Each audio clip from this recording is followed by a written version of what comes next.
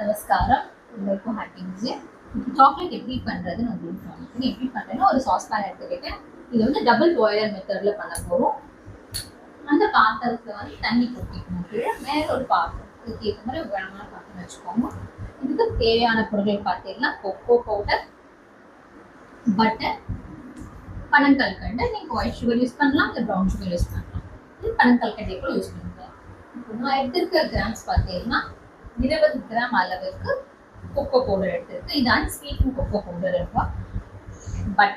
Butter வந்து 25 gram எடுத்துருக்கேன். சர்க்கரை நான் கொஞ்சம் ஸ்வீட்டாக வேணுன்றதுக்காக நான் ஒரு 30 கிராம் எடுத்துருக்கேன். அளவு 25 30 கிராம் எடுத்துருக்கேன்.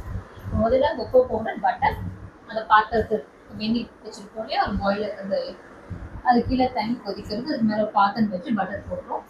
பத்தாதனால கொஞ்சம் பாதி ஃபர்ஸ்ட் கொஞ்சம் பட்டர் போட்டேன், அதுக்கப்புறம் கொஞ்சம் எக்ஸஸாக போட்டுருக்கேன். 20 கிராம்ஸ் 25 கிராம்ஸ் போட்டுருக்கேன்.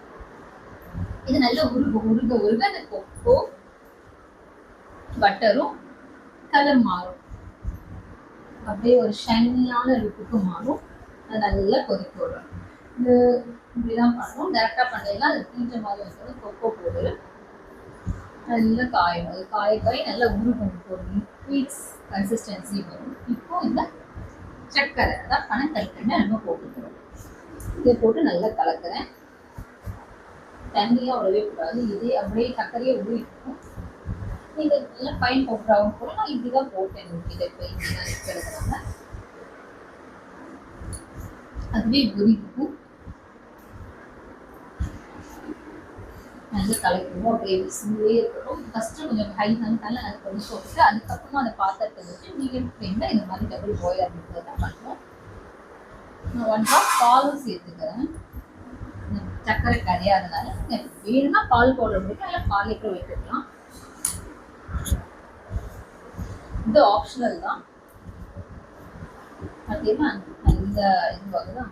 இப்போ இதை வந்து நம்ம இது மாதிரி ஒரு சிலிக்கான் பேஸ்டில் நட்ஸ் பவுடர், உங்களுக்கு எப்படி வேணுமோ அந்த நட்ஸ் பவுடர் பண்ணி வச்சுக்கோங்க. பார்த்தீங்கன்னா இந்த மாதிரி கன்சிஸ்டன்சி வந்துருச்சு நம்ம பண்ணது. இப்போ இதில் விட்டு ஃபில் பண்ணி ரெஃப்ரிஜரேட் பண்ணணும். ரெஃப்ரிஜரேட்டர் வைக்க ஃப்ரீசர்லேயும் வைக்கலாம், ஃப்ரிட்ஜ் வைக்கலாம். ரெஃப்ரிஜரேட்டர்னா 1 hour வைக்கும், ஃப்ரீசர்னா ஃப்ரிட்ஜ்னா 3 hours வைக்கலாம். 3 hours கழிச்சு எப்படி இருக்குதான் பார்த்தீங்களா. 3 hours ஆயிடுச்சு, எடுத்துன்னு வந்துட்டேன். பாருங்க, இது நம்ம பால் கொஞ்சம் ஹெவி, இது வந்து இந்த கன்சிஸ்டன்சி தான் வரும். இந்த பால் பவுடர் போட்டீங்கன்னா இன்னும் நம்ம கடையில் விற்கிற சாக்லேட்ஸ் மாதிரி இருக்கும். இது கொஞ்சம் சிலி சாலிட்